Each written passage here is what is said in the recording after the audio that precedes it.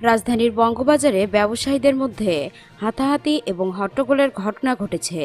আজ মঙ্গলবার বেলা 11:30টার দিকে বঙ্গবাজার কমপ্লেক্স দোকান মালিক সমিতির অস্থায়ী ক্যাম্পে এ পরিস্থিতি তৈরি হয়।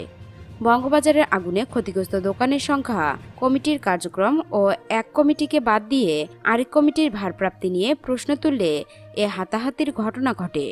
এ সময় ঘটনাস্থলে উপস্থিত ছিলেন বাংলাদেশ দোকান মালিক সমিতির সভাপতি হেলাল উদ্দিন।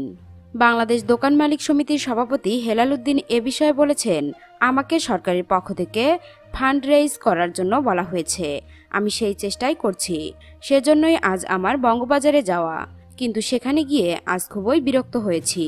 ব্যবসায়ীদের মধ্যে কমিটি নিয়ে দ্বন্দ্ব, তাদের কার্যক্রমে বিরক্ত হয়ে আমি ঘটনাস্থল ত্যাগ করেছি। তিনি বলেন, কারা ক্ষতিগ্রস্ত, কারা নতুন করে আলটিমেট পাবে তা ঠিক করবে সিটি কর্পোরেশন।